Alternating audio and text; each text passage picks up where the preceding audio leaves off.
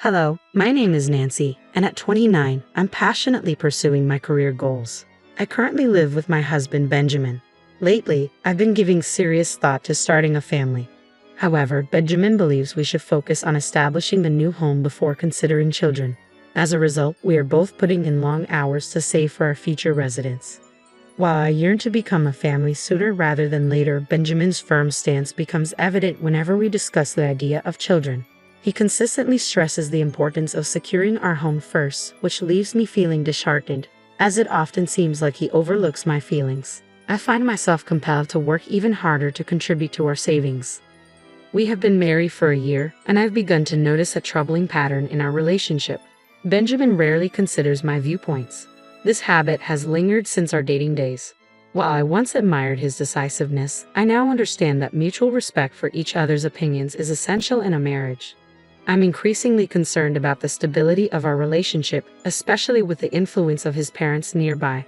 Benjamin often visits them, claiming he's saving money, yet I have noticed him frequently spending time with colleagues, enjoying drinks, and not sticking to a budget. It baffles me how he expects me to adhere to strict saving standards while he indulges in certain luxuries.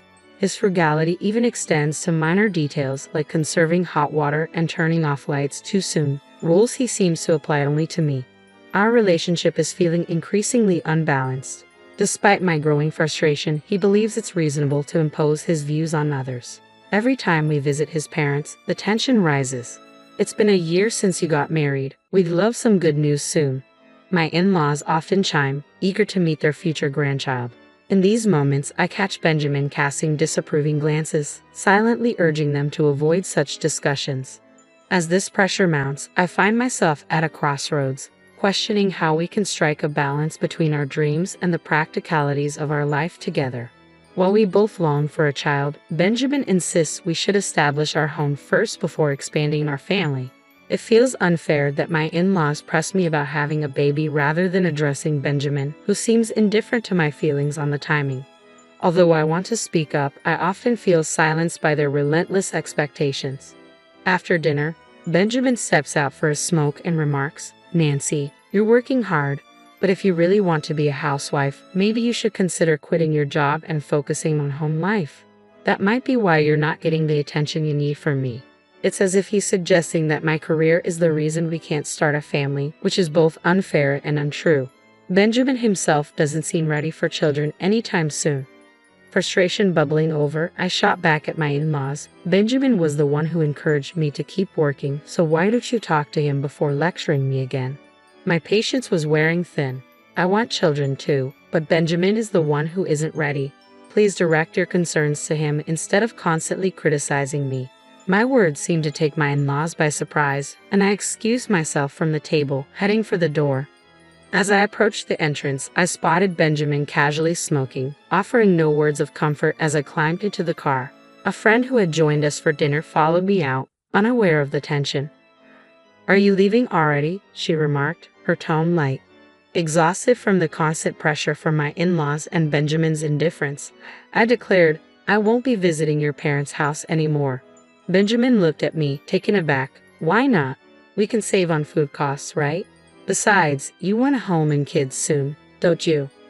Fed up, I snapped, "If it's really about saving, maybe you should cut back on your drinking and smoking instead of driving to your parents just to save on a meal. Why can't you find savings in those areas too? Everyone needs a break." I voiced my frustration, recalling how Benjamin had always imposed restrictions on me, like limiting hot water use and enforcing lights out by 9 p.m., all in the name of saving money. He seemed to think that these changes required no real sacrifice on his part. If I'm the only one making these adjustments, then I don't even want this house. I'm so tired of it. You never give up anything yourself, but you're perfectly fine demanding sacrifices from others. Benjamin tried to downplay my concerns, suggesting they weren't significant, but I firmly countered, "No, this is a big deal. Do you realize how much patience?" I had to summon every ounce of patience as I endured Benjamin's ongoing pretense in front of his parents, acting as if I was the reason we couldn't have grandchildren. It infuriated me further. I'm tired of the pressure about grandchildren. It's not me who's hesitant about having children, it's Benjamin. I've been clear about wanting them soon, so please stop this relentless pressure. My voice was laced with exasperation. Seeing Benjamin struggle to respond to my uncharacteristic outburst brought me a bitter sense of satisfaction, but it didn't resolve our underlying issues. Feeling uncertain about what to do next, I stared out the car window, ignoring him. A turning point came a month later when my father's brother passed away, leaving behind several pieces of land and a luxurious mansion. Benjamin's eyes widened when he learned about my uncle's impressive estate. "I didn't realize you had such a remarkable relative," he commented. A few days after hearing about my inheritance, I decided to discuss the details with a lawyer in our apartment, knowing the matter was exclusively mine. Sensing Benjamin's discomfort with the idea of inheritance, I politely asked him to step out of the room to avoid any potential complications. After about 5 hours of detailed explanations from the lawyer, I thanked him and saw him out. To my surprise, when I turned around, Benjamin was gone. Assuming he had stepped out to give us some privacy, I began preparing dinner, unaware of the changes that lay ahead. 4 months later, Benjamin approached me with an unexpected confession. His invitation for a drive filled me with a mix of excitement and curiosity. As we drove into a residential area, my curiosity morphed into confusion when we stopped in front of a house I didn't recognize. Benjamin pressed the intercom, and to my astonishment, my in-laws emerged, not from their usual home but from this new one. My father-in-law beamed and exclaimed, "You finally made it. So when are you and Nancy moving in?" His next words were anything but welcoming. He'd accused me of being a selfish daughter-in-law and of shifting the responsibility of having children onto Benjamin. I shot Benjamin a disapproving glance, bewildered as to why he would bring me here after I had made it clear that I no longer wanted to visit my in-laws. Seeking clarity, I asked him for an explanation. He replied, almost too calmly, "Don't be so upset. If we live together, it can help mend the relationship between you and my mom. Besides, this will be our new home from now on, so you should be more cooperative about the children's issues." His revelation stunned me. I had explicitly stated my reluctance to live with them, yet here he was, announcing plans that were already in motion without my agreement. The house, as Benjamin explained, was a two-family residence. "My plan has always been for us to eventually live with my parents, so what's the problem with living in a two-family house now?" he asked, as if the arrangement should have been obvious. As I mulled over the situation, the implications of living in such a house became increasingly clear, especially regarding our finances. Constructing such a grand residence seemed beyond our means, and I couldn't grasp how Benjamin managed it. "My dad and I chipped in the money, so our savings are empty, but that's fine, right?" he said nonchalantly, revealing a complete disregard for our mutual financial planning. He then added, "I heard your uncle's inheritance was about $720,000. If you use that money to repay us for the cost of this two-family house, it should all work out, huh?" His assumption that my inheritance would simply cover these expenses without my consent left me astounded. The audacity of his plan was infuriating. The idea that I would finance these arrangements unilaterally was not only presumptuous but deeply unsettling.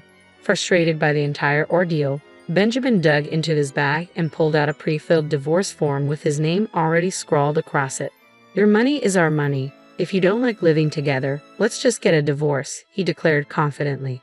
Taking the form from his hand, I replied resolutely, "Fine. If those are the only options, then divorce is the better choice for me." I slipped the divorce form into my bag, turned my back on him and my stunned in-laws, and walked away without acknowledging their reactions. As I exited, I casually added, "By the way, I renounced my uncle's inheritance." Benjamin stood frozen, his face a mix of confusion and disbelief. Without waiting for a response, I caught a bus back to our apartment. Once home, I filled in my name on the divorce form that already bore Benjamin's signature, finalized it, and promptly submitted the divorce papers. Then I went to a home improvement store, purchased several cardboard boxes, and began preparing for my move. Realizing I couldn't handle the move alone, I hired a moving company.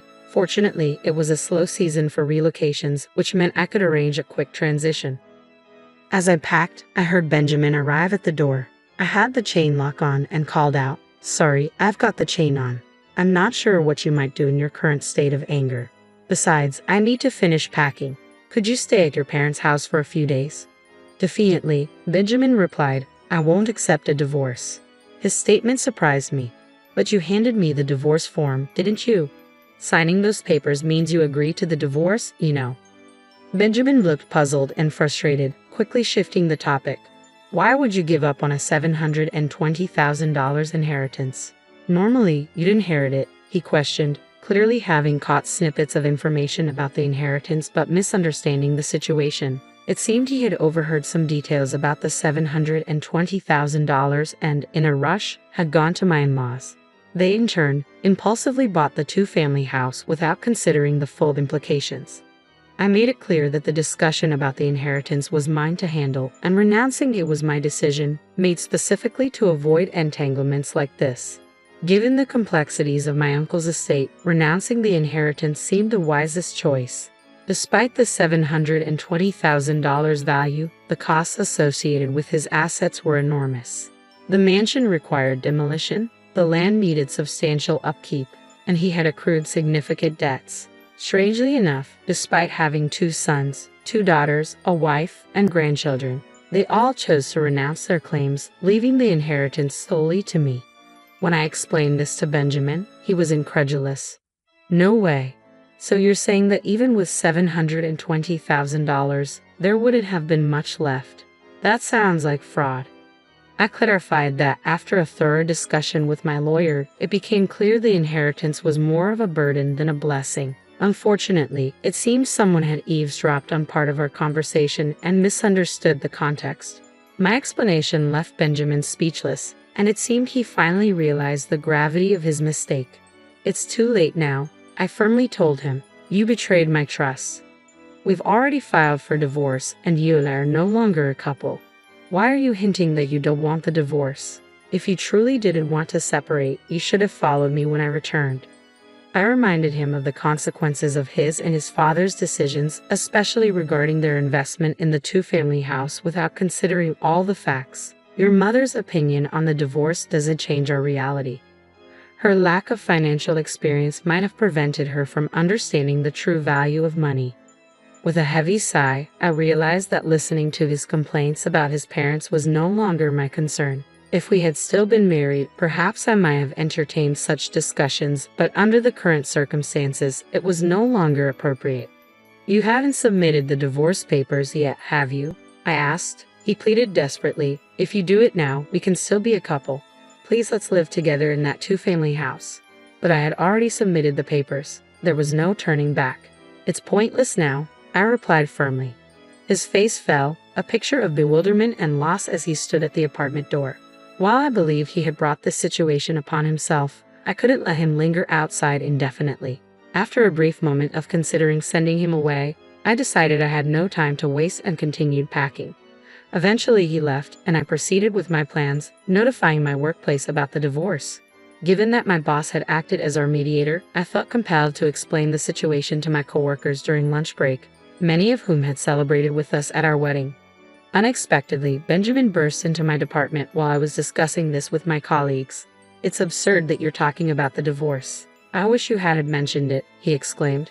He then proceeded to explain to everyone that he had assumed I had inherited a significant estate, which had led to his impulsive suggestion of buying the two-family house.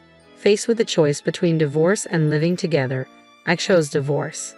As a result, Benjamin found himself increasingly ostracized at work, while my colleagues extended their sympathy toward me. The discomfort of the situation at his job grew so unbearable that he eventually resigned. During this tumultuous time, a male colleague approached me. "I've actually liked you for a long time," he confessed. "I hope we can build a home where we can communicate as a couple and work things out together." His unexpected confession offered a glimpse of a potentially different and more understanding partnership in the future.